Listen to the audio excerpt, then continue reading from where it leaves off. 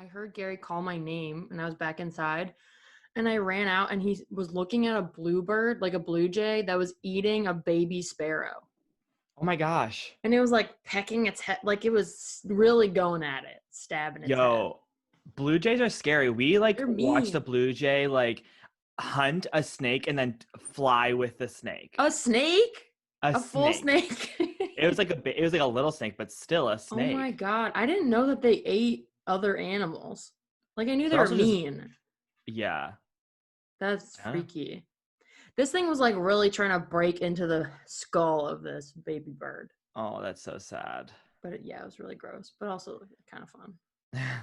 On that note, do you want to start our podcast? Yes, I do. Let's do it.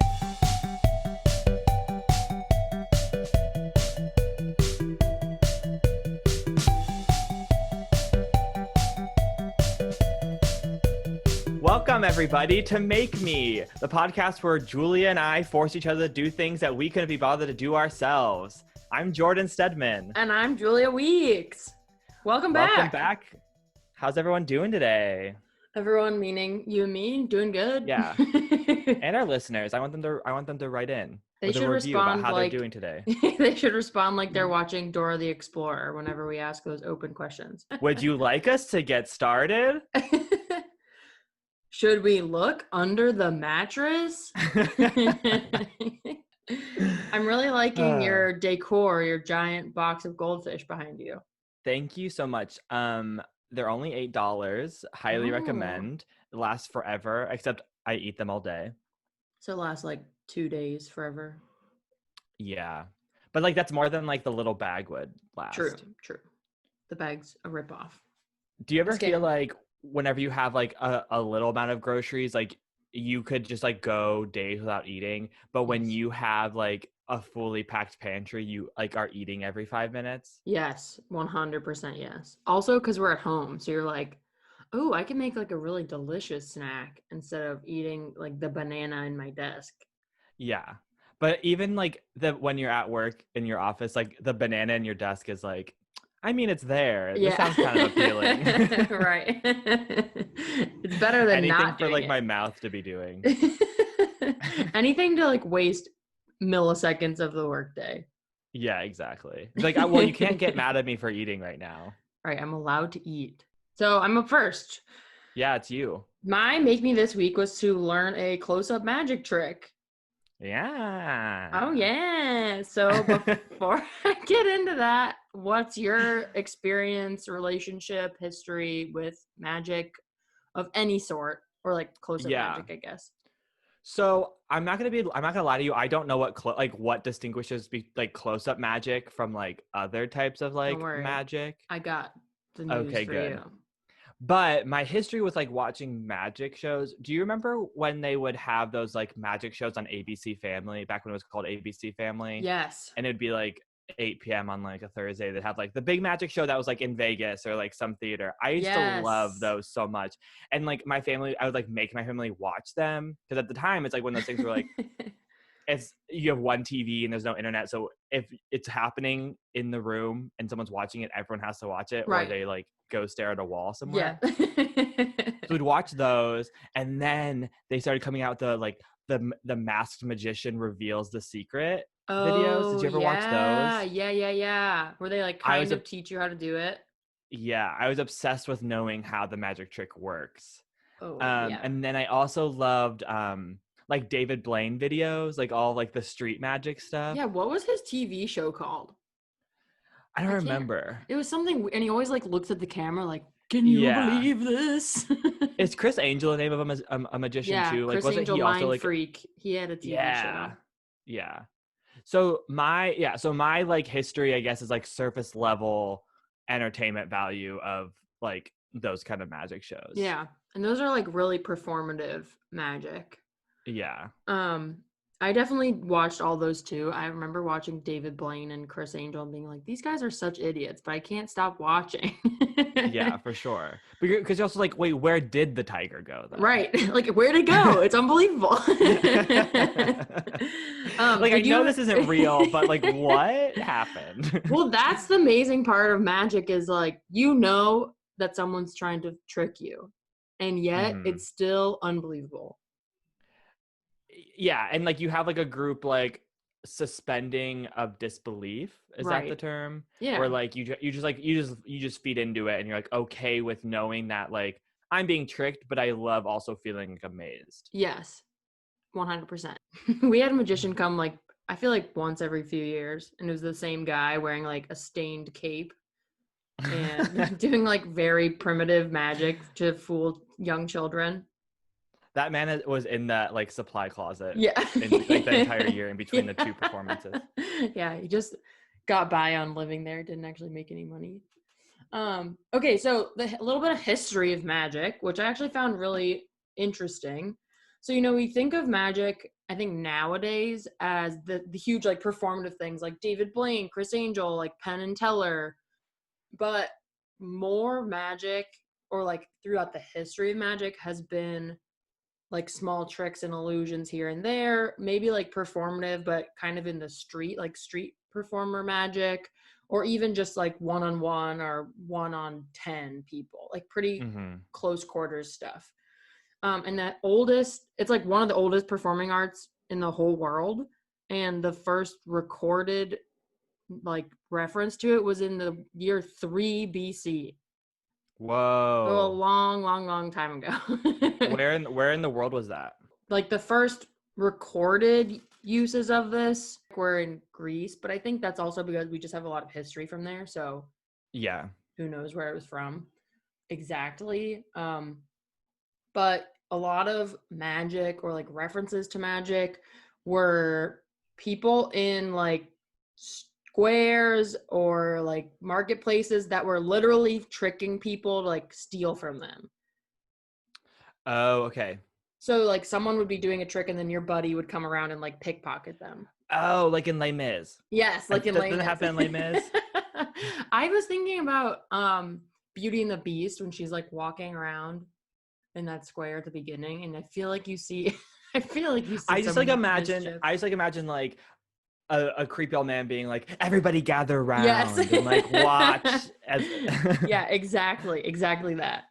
But also, so there's that, but also there was a lot of sleight of hand and little illusions happening in like not as part of the church, but they kind of, because magicians were associated with the occult and like trickery, they kind of use that to their advantage in the early ages of it, so like 1500s. And so that's why it's seen as this like satanic thing or like sacrilegious in many cases in a lot of history, or like it's like sinful to be doing this, because they really leaned into the fact that they were associated with the occult and like magic and the devil. right. So it Because was there's an appeal to that, and like right. it like adds kind of like an authenticity to it if you lean into like Right. the source of the magic. Right, 100%. Or trickery. Yes. And so like the 19th and 20th centuries were seen as like the golden age, the late 19th and the early 20th centuries of the golden age of magic. That's when we have like popular magicians coming to the like national world level. And that's like when And like probably like vaudeville. making probably like money. Yes, they're making money Yeah. for it. I read that Harry Houdini at one point in his career was making $300 to $400 a week doing magic, and that was in the early 1900s. That's crazy. Yeah, that's so much money. But this is like the late 19th and 20th centuries, vaudeville's happening, and there's larger scale like entertainment that's not just acting and singing, like things that we use, like magicians and ventriloquists and trapeze, like those are all kind of in one realm, which we don't really see so much anymore. No, because I feel like with Netflix, like you can get anything you want from the Right. same exact medium, Right. Whereas like if you were gonna go see a musician, there probably wasn't like that many varieties of music. Right. And probably we're gonna get like flooded with comments about how like diverse music was in the 1910s, but like I don't care. Right. But but you like if you wanted to do something different every weekend, you had to like expand right, like all the different kinds of things that you went to go see. right. And there weren't like huge famous people, and so there wouldn't be a show for like just one guy. It would have to be like Yeah. a vaudeville variety show. Yeah. And then, you know, with television, magic became even more popular. So like in the 80s, 90s, we see this huge boom of, actually a little before that too, like 60s and 70s with talk shows. But we see the boom of like performative magic, which is like the lights and the cameras and the explosions and sawing people in half and like the hot girls and the yeah. tigers. Yes, exactly. And they're like cutting her in half, spinning her around. She's being eaten by a tiger, all that stuff. So like David Yeah. Copperfield, Penn and Teller, David Blaine, all those people. So what I've learned is that actually all magicians start with a lot of like sleight of hand, close up magic tricks. And that's, you know, close up magic is just anything that happens within like, they say like 10-ish feet of the performer. Oh, so it's a very literal. Yeah, literally close up. Wait, this reminds me. There's this place in Cleveland I like to get brunch, and sometimes I'll have a magician and like his balloon artist wife, and I was like so attracted to this man, and like he's clearly there for like the kids and like the hot girls to like give him tips, but I was like kind of obsessed with him, and he like one time did this like magic trick, and I was just like so horny about it, and like I haven't stopped thinking about it. Oh my god. I feel like magicians are inherently kind of sexy too, even though they're all nerdy. Yeah. What up with that? It's like I'm trying to think of like other nerds that are hot.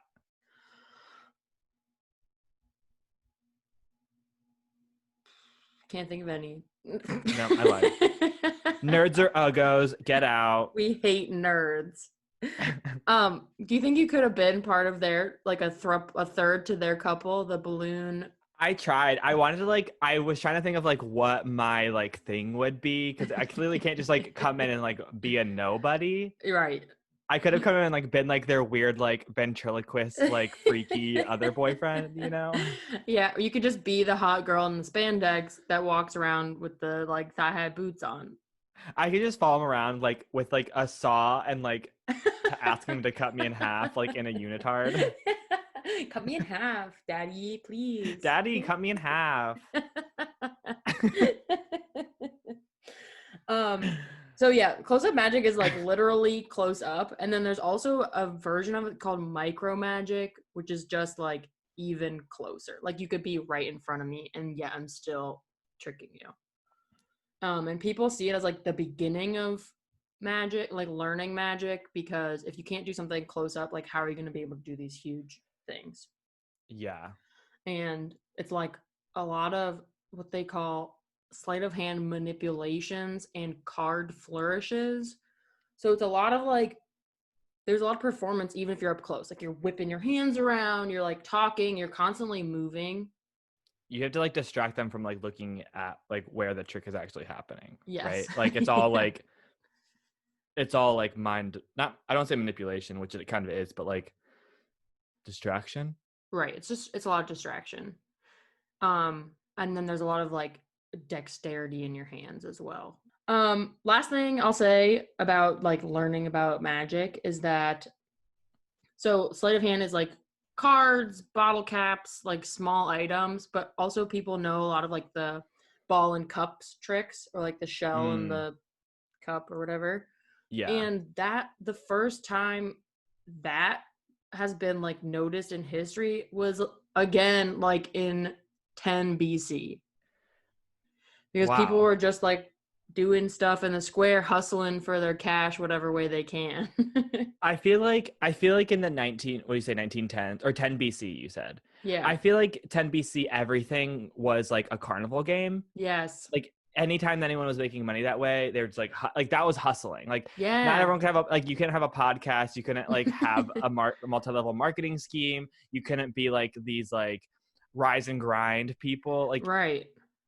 You had to like come up with something entertaining to like get people to give you money. Oh, for sure. And you could either, you know, there's not that many jobs to begin with. You can be a teacher, you can be a shoemaker, You can be a doctor, or you A tax collector, you could be out in the streets entertaining people. a mystic, a eunuch. A eunuch. That's not a job. Shit. That's on my resume. So this week I learned I just want to say that magic is very hard. It gets I think people think it's like this ridiculous, like flamboyant, non-serious trade. Yeah. Because it is very much that, but also it requires a lot of skill. It's not just explosions and like magic invisible string and stuff. Right. Like all of these card tricks I was trying to learn, they ask you to hold your hand, like you have to like put your pinky in the deck, but it has to look like your pinky's not there so that you can pull from that exact spot. Oh, Jesus. And I don't have small hands and it's really hard to do all that stuff. And you should go back to that guitar teacher and be like, look at my hands now. My hands are too big to do magic. You fucked me when I was a kid when I had small hands. I could have been huge by now. So I learned a few tricks. Some of them I can just do for you straight up. And then others I need an active audience. It's just like more fun to have someone taking a card versus me showing you a card. Yeah. But before I get into it, I just want to say I spent many hours on YouTube watching people do card trick and close-up magic trick tutorials. Like there's so many people on YouTube doing it. It's very cool. Did you find any favorites? I didn't find any favorites just because I'm at a very low level. And so these people that have channels are doing like beginners and then they work up to expert level tricks. And so they're not really sticking around to teach me how to like make a coin disappear. Yeah. But it's so easy to pick up. Like you could do a lot of these tricks with just a deck of cards or just a coin or a piece of paper even. And I would say it's very easy to get discouraged just because these people that are showing you how to do these tricks, I mean, it's magic even though you know what's happening. Yeah. It's unbelievable. Like they're saying, I'm going to show you a trick. I'm going to fool you and then show you how to do it. And then you're still amazed. but you're like, how? I'll let you do the trick. But every time I see one, I'm like, okay, but how? I understand I understand that there's no magic involved. I understand that like you did something and you practiced something to deceive me. Right. But that is a skill that I do not possess. Yes. And that is impressive. It's really impressive. And so my only experience with magic is I learned like a few tricks when I was a kid because I went to camp, like a sleepaway camp, and one of the classes I signed up was magic. Like the class was magic. Oh my, that's so fun. 1 hour a day for a week I had magic. Was it like just you? For some reason, I imagine like you were the only person, you were the only one who knew about it. Like you became like the main character of like a YA novel. And the instructor was like this man who's always in the shadows wearing a top hat and white gloves. Exactly. Yep. And no one had ever also seen didn't him have a face. At camp before. He didn't have a face. I don't know. I feel like you're in like Yu-Gi-Oh or something now. I need that armband where I put all my cards in. Yeah. So I haven't retained any information from that class. I know they taught me how to do like the finger hold and the deck of cards, but I literally tried for 3 full days how to do that successfully without it looking obvious, and it's so obvious. Oh no. So I learned slightly different tricks.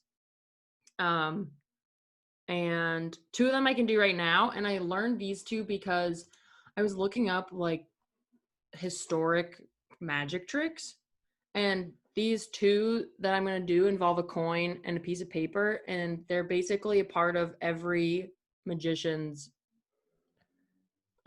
what's it called? Repertoire. Yeah. Okay, so here we go. So we have a piece of paper and a coin. Okay. It's just like a regular notebook piece of paper, and this is a coin from some country that I don't know what it is. I got it from Gary's parents' house. but it's just like a heavy coin. They say to use a $50 coin, but I don't have that. Ooh, where do you even get those? The bank. Okay, so coin. You're gonna put it in this piece of paper, and I'm gonna fold this paper up, and I'm going to make. Oops. So I'm gonna fold this way, and I'm gonna fold this way. The coin's still in here, as you can see. Okay, and then we're gonna fold the top down, and it's just like in this little packet. I don't know it's if like an envelope.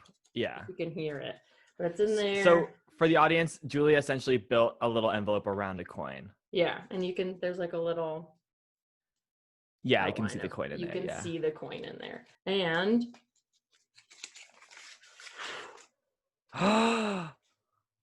it's gone, and you just ripped the paper.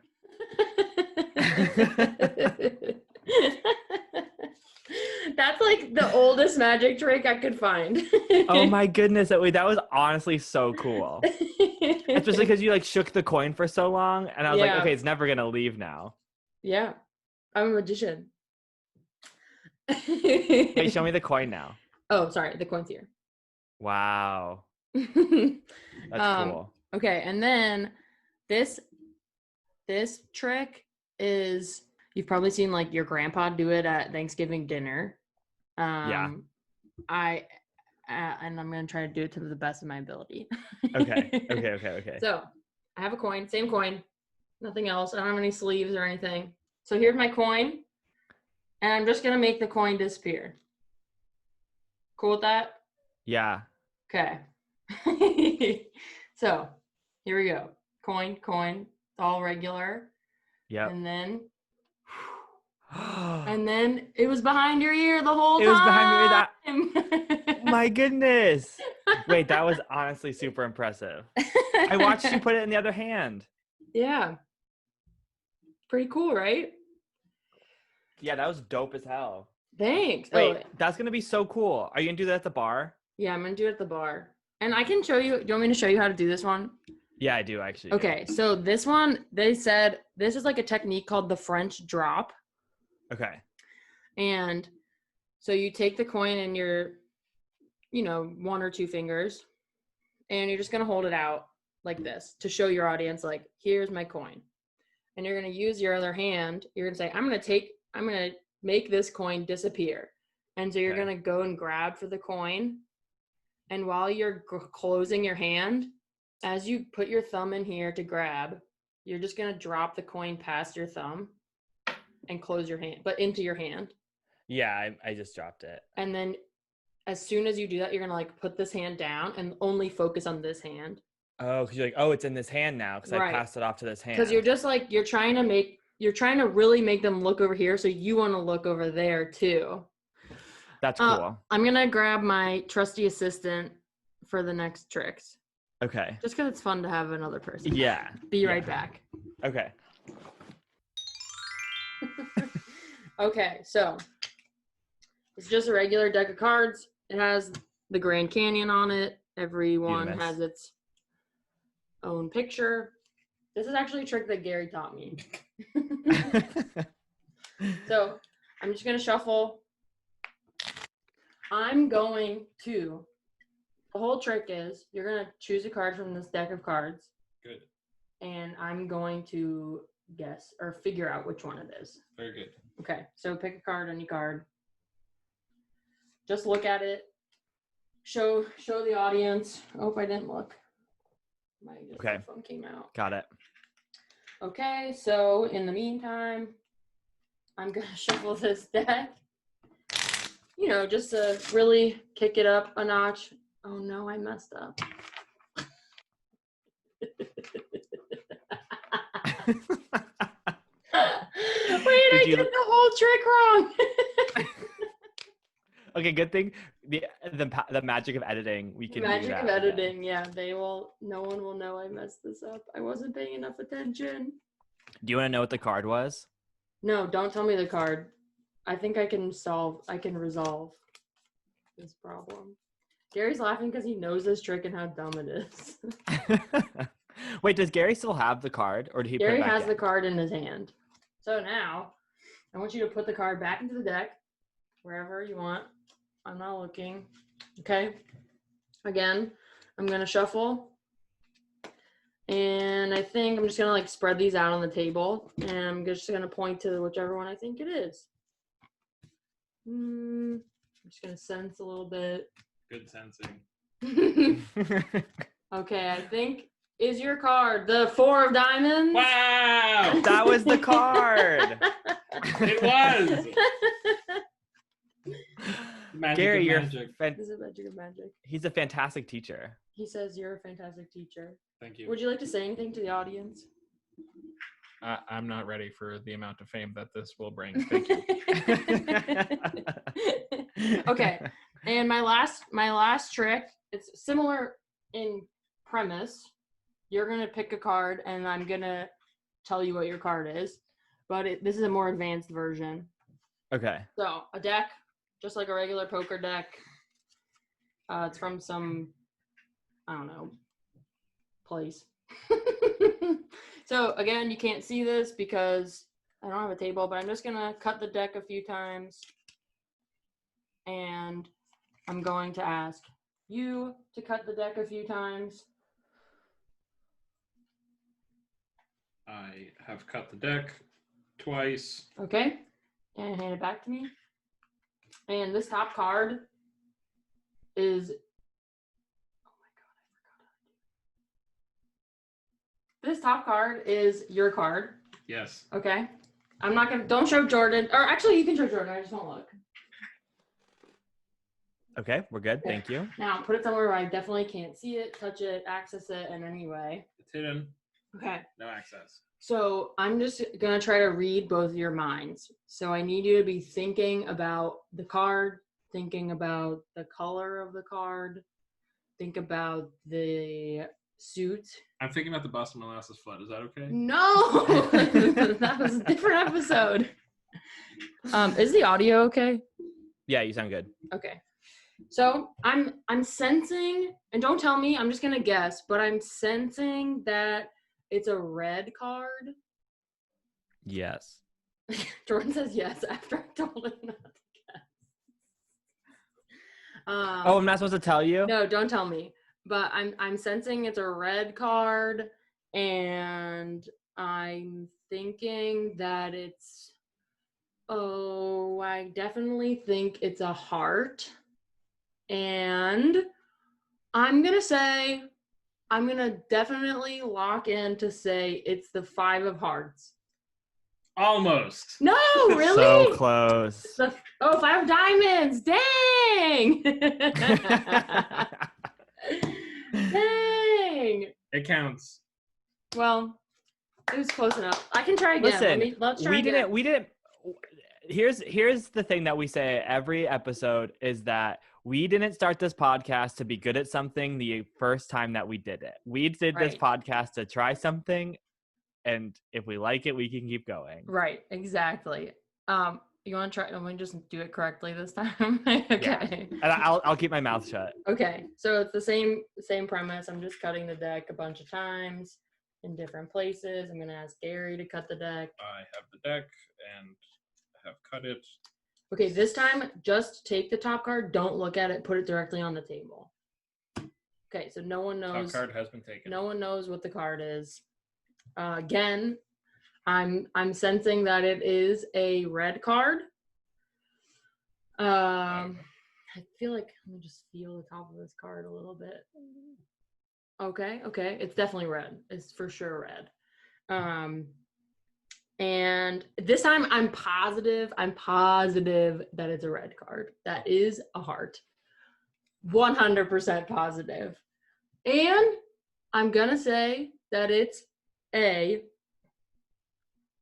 ace of hearts. Very good. That's what I think it is. What do you think I'm right?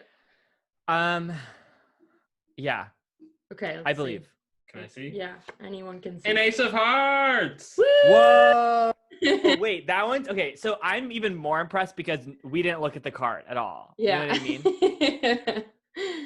I feel like something could have happened where like we looked at it and you could have somehow guessed it. Yeah. But I'm more impressed now. than before. Thanks.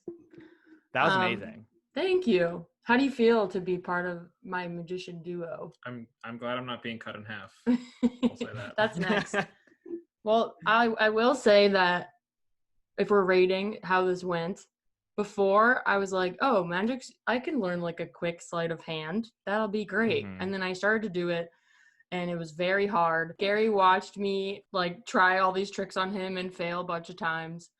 But I actually learned two, I would say, that are fairly easy and fun and like good party tricks.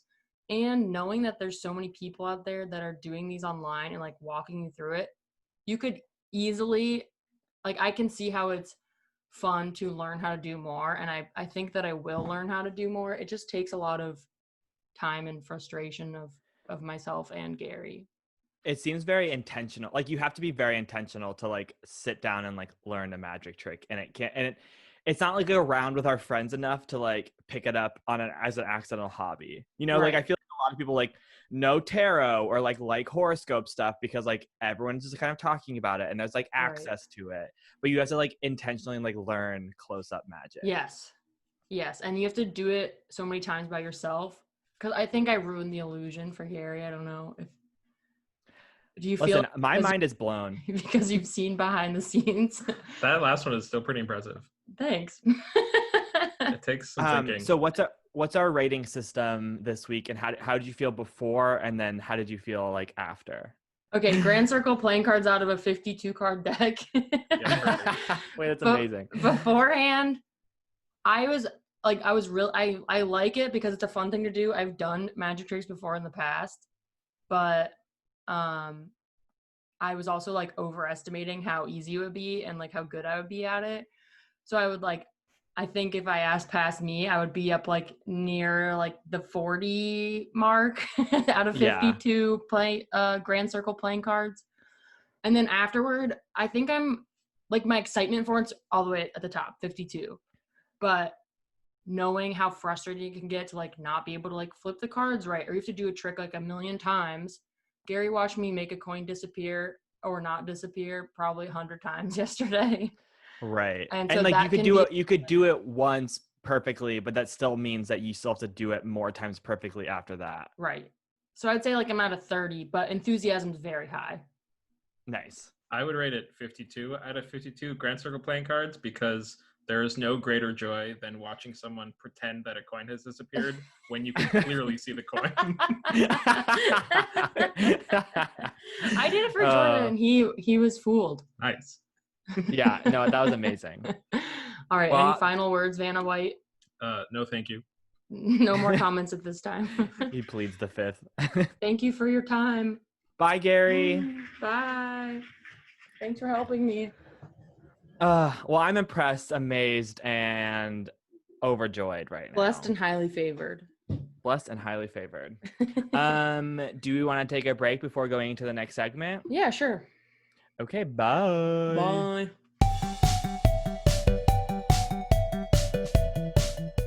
Hey, lovely listeners. Are you like an influencer or a musician or an artist? Or a cookie baker. Or a cake baker? Someone that makes things and aren't tied to large corporations. This is a part of the podcast where we would probably read some cool, nicely written ad copy. And here we are just like chatting right now. And, you know, most podcasts do ad reads, but they do them for mattresses and toothbrushes and website creators. And literally no one uses either three of those things. We would love to promote like bands, artists, Instagram influencers that otherwise wouldn't get the ad reads. And here's the kicker, you guys. It's like 1,000% free. 1,000,000,000% even. Yeah. So just let us know. DM us. We for real just want to do some ad reads for people that we would love to support that aren't getting this type of promotion. Yeah. It helps us, it helps you, and it'll be a super fun time, and maybe we'll be best friends afterward. Yeah. So either DM us at MakeMePod on Instagram or email us at makemepod@gmail.com with what you'd like us to promote, where we can find you, and some tidbits about what you're making. We'll let you know when we put out the episode with your ad in it, and you can promote it all over your socials and hopefully give us a shout out. Yeah. So we hope to hear from you guys. It's a mutual relationship. Bow chicka wow wow. Bow, bow. All right, back to the show. Welcome back to Make Me. Hi, everybody. Hi, hope you had a good pee-pee poo-poo. Pee-pee poo-poo. We are your parents, Jordan and Julia, and we want to know where you've been, who you've been with, and when you'll be back. And text me when you arrive and when you get there and when you're on your way back and when you get back inside. Also, can you please pick up eggs? We're out, and your father needs eggs. Your father specifically.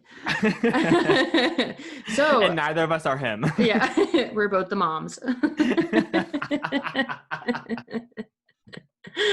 All right. So I'm so excited for your Make Me. I'm excited too. Okay, so my Make Me is Julia wanted me to understand furries. Yes, kind of like a book report. Book report, yeah. And so this one I don't necessarily have an application to. So it's all gonna be like a longer just like report back. Yeah, similar to the true crime thing. Yeah, exactly. So before I jump into like what I found, what's your history of like furries? Sure. I feel like furries they came on to the scene of the culture that I was consuming, and then like immediately it wasn't like, oh, we've heard about this and some people like this. It was just like, oh, there's this huge culture out there and this is what they're up to. And I remember specifically there was this show called Strange Sex that was on Netflix at one point, and when I had to get oral surgery once and I had a bone graft done in my mouth. It was like after it was winter break our freshman year of college. And I got this surgery done. I had all these like painkillers in me. And so I just laid on the couch for 2 days watching Strange Sex, which is like fetishes that are taboo and people don't know about. And one of them was furries. And I remember they're sitting there like on Percocet watching and like feeling all cozy and just being like, wow, man, the world. There's so much stuff happening in the world that I don't know about. Yeah. So before I get into it, I will preface my book report with I did not expect to like feel pro furry after this. Really?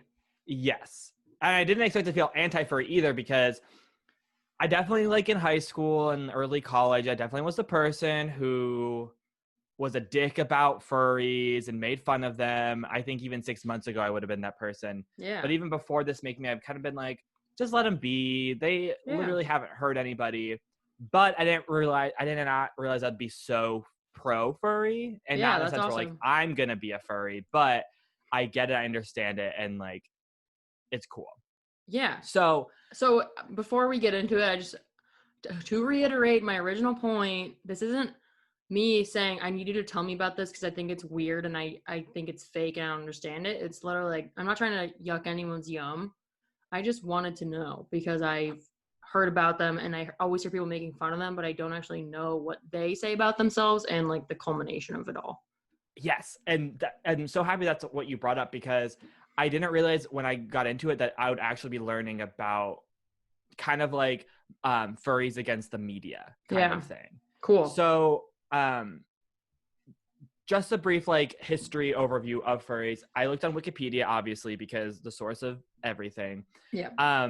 The simple answer that I found from Wikipedia is that the furry fandom is a subculture interested in anthropomorphic animal characters with human personalities and characteristics. Examples of anthropomorphic attributes include exhibiting human intelligence and facial features, speaking, walking on two legs, and wearing clothes. Yes. So I can assume that everyone knows what a furry is at this point. If you don't know, just like Google it. I don't think there's a reason to like post a picture of it. Right. And think of like the mascots you've seen. Think of mascots. Exactly.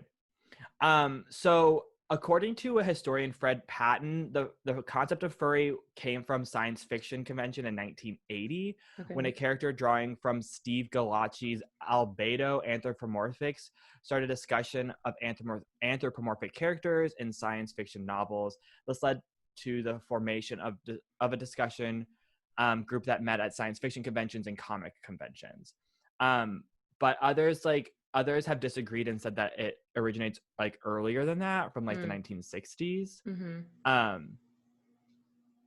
But for the most part, they kind of pinpoint the origin of being around the 80s. And that's because of that fan art, and then people are like, wow, that's what I'm into. Yeah, exactly. And then the other thing I'm going to jump into during this whole thing is that I knew going in that a lot of the expectation of a lot of people who aren't familiar with like the furry fandom, as they prefer to be called, is that there's like a sexual element to it. Right. And I knew that going in, I would have to like navigate that. But so obviously there's a side of furries, the furry fandom that is sexual, and then there's a side that's not sexual. I didn't know that there was a term for the actual term, or there's a term for the actual like act or attraction, and that's known as yiffing. So like yiffing is like the act of like performing sexual acts as a furry. And that means like in the costume. Yes, exactly. Okay. Or being a person in costume and someone's not in costume, or like being the person who's not in costume and like having sex with somebody who's in costume. Got it. And how do you spell yiffing? Yiff is YIFF. Okay.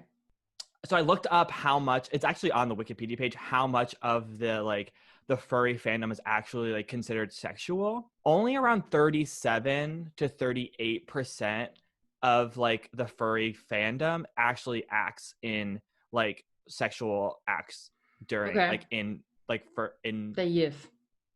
yiffing. Yeah, exactly. But there's been some problems about like where that stuff is coming from, because some studies would ask the people in person, and that's gonna skew like how much like how honest people are, because of like certain biases that are surrounded by like cultural like acceptance, you know. So people are gonna answer the way that they think that they're supposed to answer.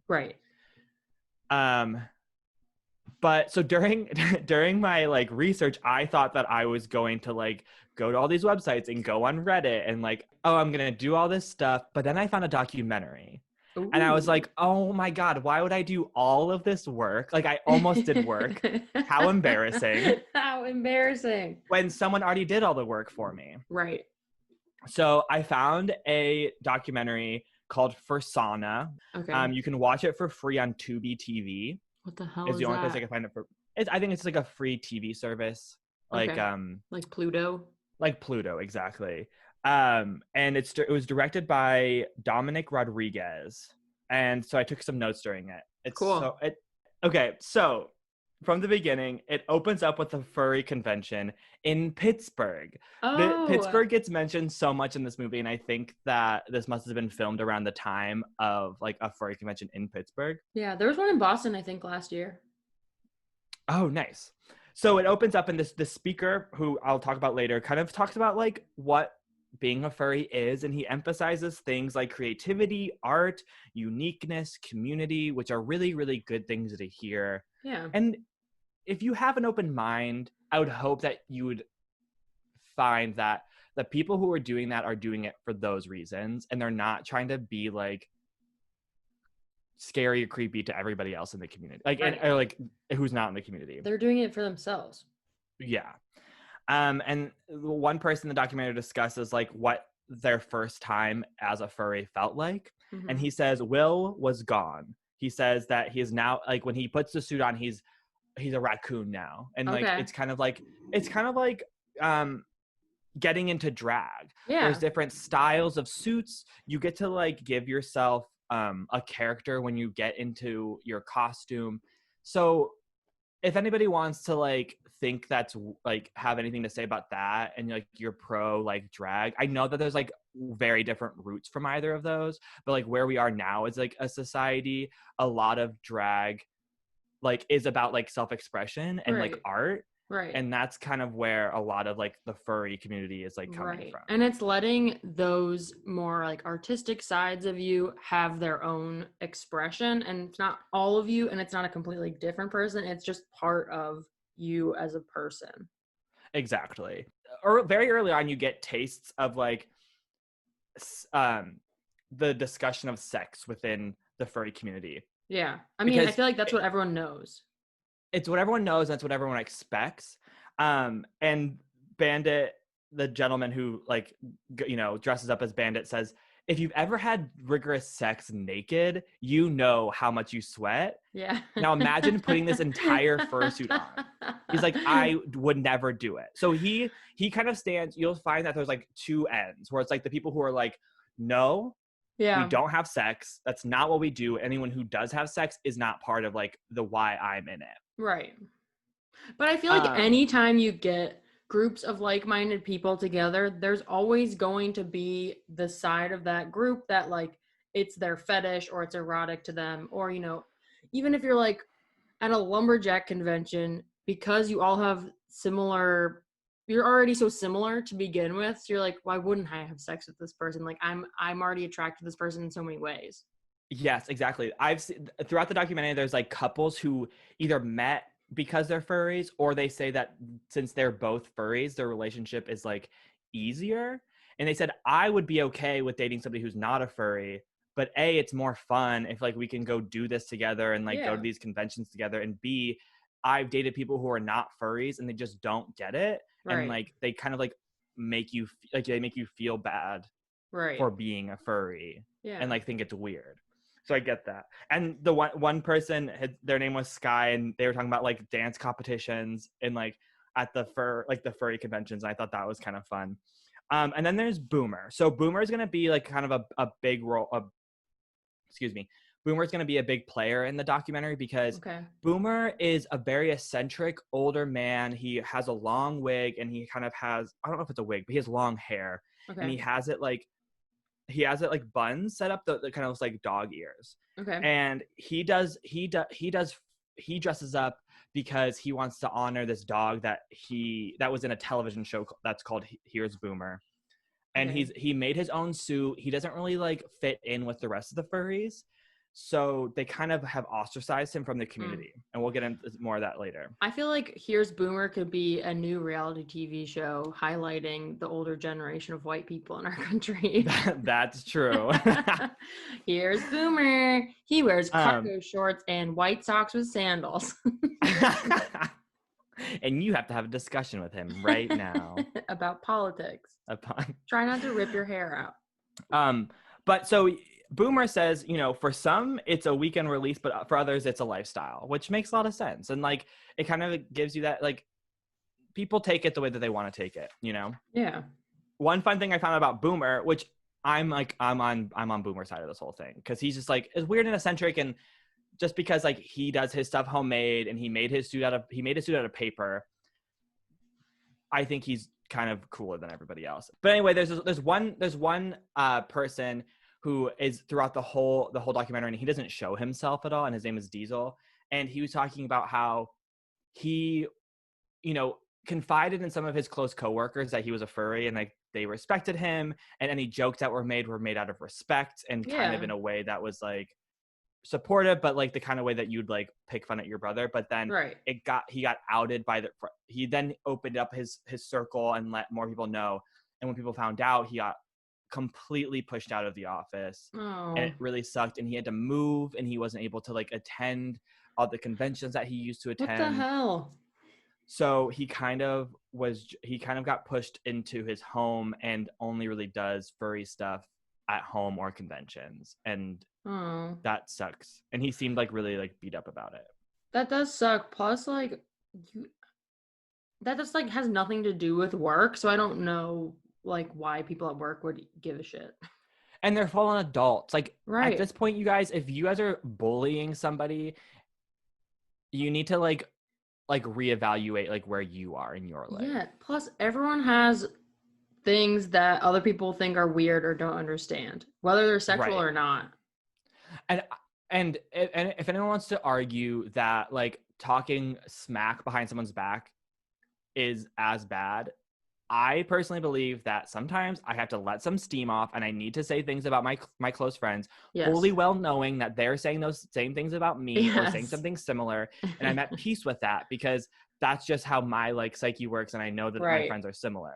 Right. But if you're going to go out of your way to let other people know that you feel a certain way about their lifestyle, that's fucked up. And that's to like bullying. Let that publicly known. That is bullying. Yeah. 100% bullying. And for this man to like not be able to live his own life because like he has an interest that you don't agree with is like totally fucked up. Yeah, it is. Plus like the way you're saying that it's all, 30-40% of people are part of the yiffing, but the majority of it is just like, it's essentially a club. Yeah. So, well, who has thousands of members? You know what I mean? It's not like a small community. There's so many people who do it. Right. And they're not hurting anyone. And mind your business what they do in bed, if that's what they've decided to do. Like why do you care so much? Right. Exactly. So one not audio clip, but like one quote I found was, "We're doing it so we can live. We do it for us so we can live the way that we want to. We're not doing it for like the outside media or people outside of our community to like find us as like entertainment or like to see us as grotesque or funny or whatever." Exactly. And then they kind of go into the not sexuality, but like sexual orientation of a lot of the furries. And I found through like even like Reddit, and I mean it is Pride Month, so there probably is a little bit more of a concentration on like pride, like gay pride in like these communities. But even some of the statistics I found, which I can't quote right now, there's a higher number of like queer people in like the furry community than like the general population, because like the furry community is generally like more like accepting. Right. That makes sense. So well, it's similar. Like I read this statistic that says, people are always like, people that are against gay marriage will say that it promotes the child also being gay. Like if they have a child, that it's bad because I don't agree with this, so it's hard to articulate, but they like think it's bad. And then it's like, isn't it surprising that couples that like gay couples that have kids, they're like forcing their kids to be gay as well? And this research I read was like, no, it's not that they're forcing anything or promoting anything. They're just a more open atmosphere. So their child has the space to question what their true sexual identity is and like where on the spectrum they lie. And so the like percentage of gay kids in straight parents or gay parents is probably exactly the same, but only the ones with the gay parents feel more open to express it openly. Yeah, exactly. And that's kind of what the one woman said who has like the young daughter. She's like, if she wants to do that, like we're going to open up the world for her to be able to express herself in that way. We're not like expecting her to like be this kind of person, but she can be whatever she wants. And I'm sure that if this girl wants to be like a straight-laced straight woman, I'm sure she could do that too, because she has furry parents, Right. Okay, so remember when I was talking about a gentleman who kind of was at the convention and speaking for everybody and was talking about like creativity and all this kind of stuff? His name is Uncle Kage. It's spelled Kage. He's kind of like the figurehead for the furries and kind of he speaks at conventions and is kind of like a leader. But I started realizing that there might be kind of drama around Uncle Kage. Some people really liked Uncle Kage because Uncle Kage is you'll find is like very anti like furries have sex. Okay, like, that's not like what it is. He's always drinking wine. And he's like, I'm not even kidding you, like almost every shot that he's in, he like is drinking wine, and he like does these like wine casts where like they're like live casts with him drinking wine. He's like yelling some weird stuff, and he's always like dressed as a doctor, like in like a lab coat. Oh, what? So we'll get back to him in a minute. He kind of like throughout the rest of this, he kind of is interspersed throughout the whole thing and kind of like the drama at every point. Yeah.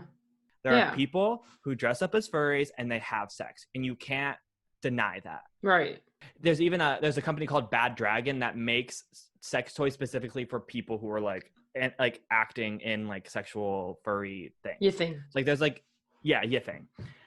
So watching the documentary, I found out that Uncle Kage is basically the gatekeeper for good like good furries and bad furries. And he holds these seminars where he teaches furries how to talk to the media, basically. Ooh. And he wants the media to have a certain perception of furries. This is creepy. It is really creepy because then he like specifically calls certain people out, like Boomer, the person that I like, because Boomer is eccentric and weird and makes his own costume. He doesn't necessarily go with like the flow of the rest of the furries who spend a lot of money on their thing and do the convention and do like the typical like furry thing. And Boomer went on Dr. Phil. Okay, and great. But what happens is, though, like Dr. Phil and Tyra Banks, the Tyra show, are two examples of like these like talk shows that'll bring like a furry person on and use them as like the representative, and then like make them say weird stuff so that everyone else can have a really weird reaction to it. Plus they only brought them on the show because they're like, this is weird and this is going to get people to watch this episode. With the intention of making them look weird, which is why we have the perception that furries are these weird sexual deviants who like get dressed up in furry costumes and have sex with each other, and like that's what it's about. Yeah. But Boomer went on Dr. Phil and was like, listen, this is who I am. I identify as a furry, and this is my type of furriness. Well, everyone is pissed at Boomer. Sorry, I know that we're getting into the politics of like of furries, but I feel like this is important. That's what I'm asking about, though. Yeah. So everyone like people have ostracized Boomer, but like Boomer's weird, likes animals, does it because he like feels better in an animal costume. Isn't that what the rest of them are doing? Isn't that like the root of the whole thing? Like I feel like there would be no furry community if there weren't Boomers out there who are like, no, I'm doing it because I want to dress like a dog and I feel good this way. Yeah. And this is like a form of self-expression. Right. And Boomer's like, hey, this is what I do. I'm in the media. I have a radio show. I like to be on the news. I want people to look at me. I'm going to go on Dr. Phil and I'm going to express the way that I feel about my thing. And he has no regrets at all about anything. Right. He's like non-apologetic. We love and Boomer. That's why I like him. Exactly. And he is like different and weird, but so what? Anyway. So is everyone. Another person who gets ostracized by the media or by the fandom. Well, she's a little bit more polarizing. She went on the Tyra show, and the episode was specifically about the episode was specifically about like not sexual deviance, but like weird sexual habits. And this couple went on, and they were representing the furry community, kind of. And Tyra Banks said, what do you do? And they said, we dress up in animal costumes. And Tyra just like blatantly goes, do you guys have sex like that? And the woman goes, yes, we do. Because that's what she does. That's the question that she was asked. And also he reached out to her, what's his name? Dominic Rodriguez, the documentarian, reaches out to her and like actually has an interview with her. And she like, this was years ago. It was the Tyra Banks show. And she's like, I stand by what I said. They kind of made us say that stuff, but like, yeah, I have sex and I don't care what you guys think. You know, the magic of editing as well probably made it seem more like harsh than it was. And also she wasn't lying, but she was talking as herself, but people see her as representative of the full group. And that's the problem. Exactly. So Uncle Kage is pissed at both of these people and calls the woman, I'm sorry I didn't get her name, calls her a little fucking bitch. Whoa. Like it's recorded, there's video of it. I'm sure he's proud of it. Yeah, sure. People like that are assholes. And he also calls Boomer certifiably insane because he's trying to remove himself and the rest of the furry community from like the people who are being honest. Yeah. And the one thing that the woman said who like got outed and like she's been like told that she sold out the fandom. The one threat that she gets the most is that they are mad because she told. Not because of what she said, but the fact that she said it. At all. Is it because the people that do YIF are embarrassed by it, or like is that what they're mad about?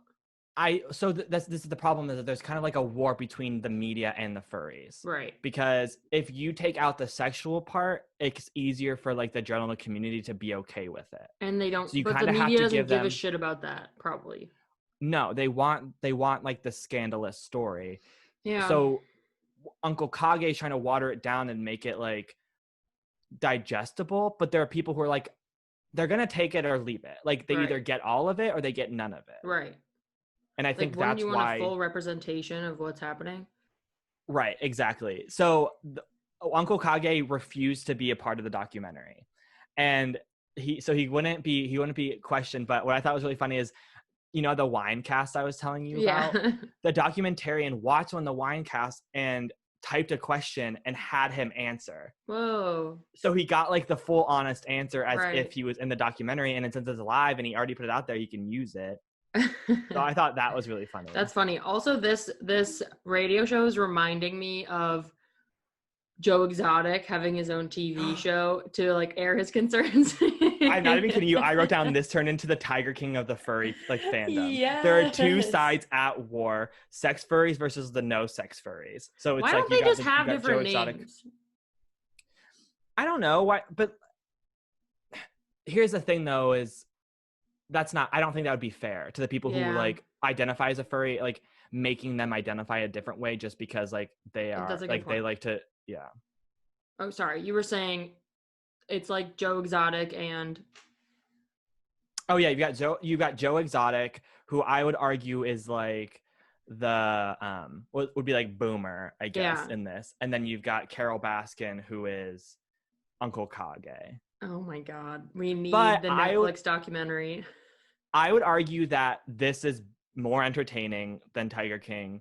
It's not as scandalized, but also tigers aren't like being killed. No one's being hurt physically. No one's being hurt, and no one's lives are being threatened that I know of so far. So I would say go and watch this documentary if like. It sounds great. I guess. Yeah, it's good, and I did not want to do it. I didn't want to do the furry thing. I did it last night because I was like, I don't want to. Like, yeah. I know why you picked it, and I've been wanting to open myself up to like knowing about it, but I'm just so sick of like getting the one side of it about like hypersexual, like weird sexual deviance. And I'm like, I don't want to have to like go into all of this, but I came out the other end with much more respect, which I told you I had like an amount of respect for them. Yeah. And like cared that like they got to like live their life peacefully. But now I'm like, I will go up to bat for a furry. Yeah. That's awesome. And I think that I will say when I first wrote it was like 2 years ago as a Make Me challenge when we were like first coming up with the idea.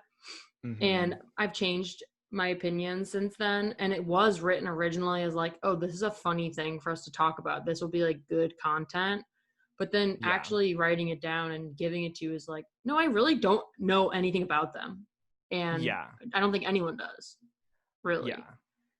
No, and I don't think that people give them a time of day. And I think that what's going to happen is like, if you bring it up in like a normal setting, like someone's just going to like yell talk at you about like how they feel about it and not let like, especially like if there's like furry around, they're not going to let them like talk. Right. Plus I think people are always going to be, feel threatened by things that they don't understand. So seeing someone like out at a bar and they have a tail on, they're going to be like, that's weird. I've never seen that before. I don't like it. And then they're just going to discount the whole group. Yeah. Or not even like try to understand it. Yeah. So what else? Any other news in the furry world? Not that I know of. I would just say hard endorse on that documentary. Yeah. And just like let people, I think that sans like the furry community, just let people, unless they're a racist, let people like what they like. Right. And if it's not hurting anybody else, and they're not going out of their way to like make someone else feel bad about what they like, let people like the thing that they like. Yeah.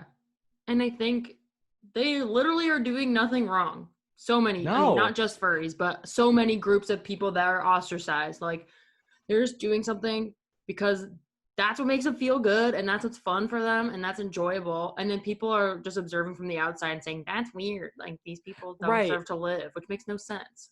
Also, like, I'm sorry, Actually, no, I'm not sorry. Some of those costumes were kind of dope as hell. They're I cool. personally, what's that anime? Oh shoot, what's it called?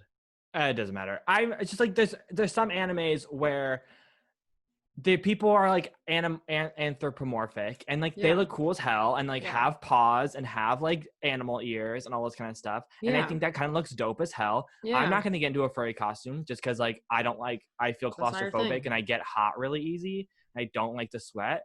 But honestly, if you're going to do it, like do it. And like raccoons and dogs and all this other kind of stuff. The questions I have that maybe you know the answer to, maybe not, we can just discuss.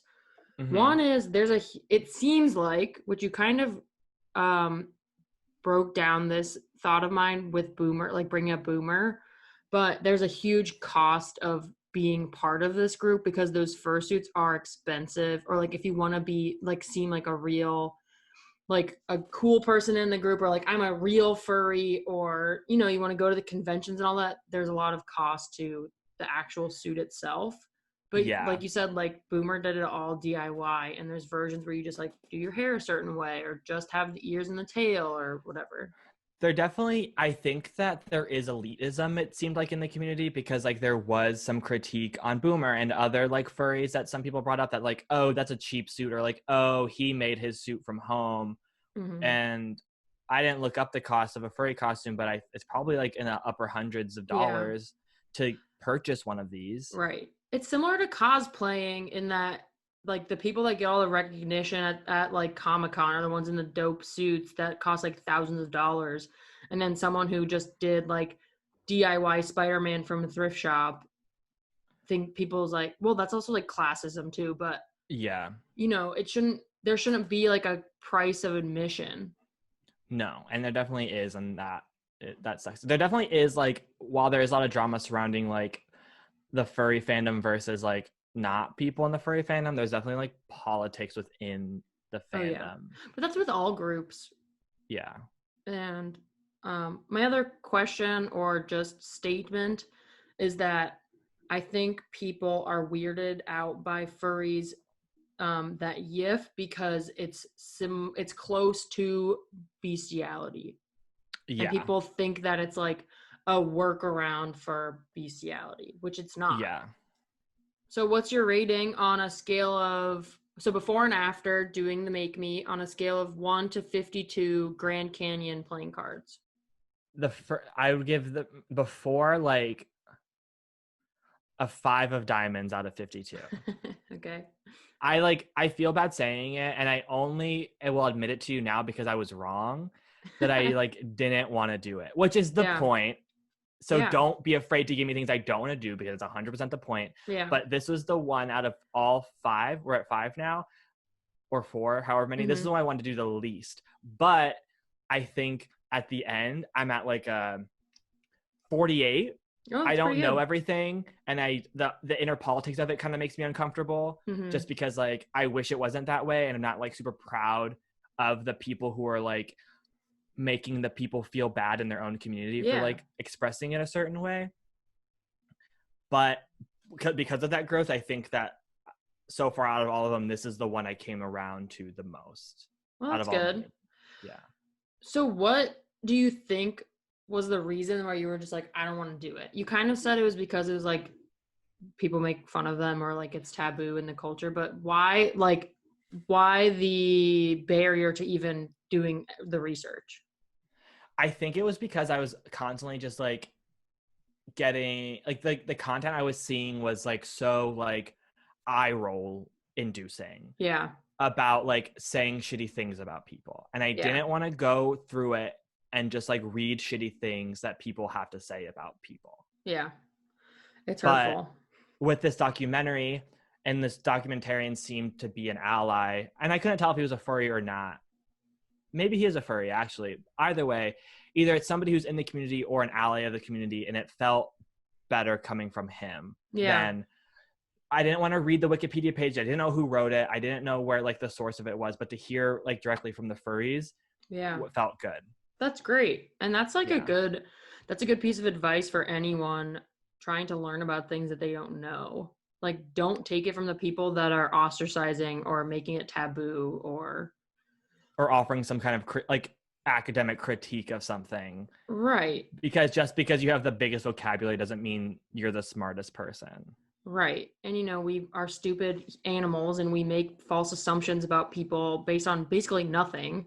Mm-hmm. And if some people can spread that and then there's like all this misunderstanding, we are seeing that in many different ways in our politics all the time.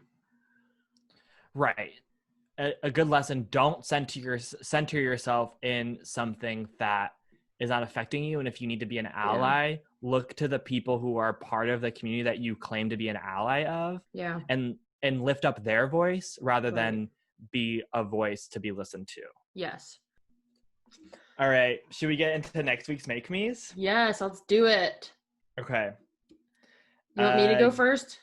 Yeah, I want you to go first. I'm still deciding. So for next week, I'm making you cook an entire meal using only a microwave. Okay, I'm really excited about this. This is like a challenge, especially cooking challenges are not my forte. So I'm actually very excited about this one. Okay, so next week, Julia, there is a television show by the name of Big Bad Beetleborgs. Big Bad Beetleborgs? Let me write that down. It was on Fox Kids when I was a child. Okay. It was on with Power Rangers, and I need you to tell me if it holds up. Oh my God, yes. Okay. I'm so ready for this. Have you ever heard of it before? I've never heard of it. Okay, that's perfect. Okay, I'm gonna go in totally blind. I'm just gonna like find it and go for it. Awesome. I'm so excited. Me too, yeah. So my Make Me for the listeners this week is I want all of our listeners to find an organization or some kind of bail fund that can help the Black Lives Matter movement and make at least a $15 donation. Hell yeah. That's I'll my be Make doing Me. that as well. Yeah, I'm also going to do the same thing. I know that there's been some time since the initial protest, but the fight's not over, y'all. Right. And donations, while up front really are helpful, it's continued support that these organizations need, not just you saying, oh, well, I donated and I'm done. Yeah. And if you want extra credit, challenge somebody else to do the same thing.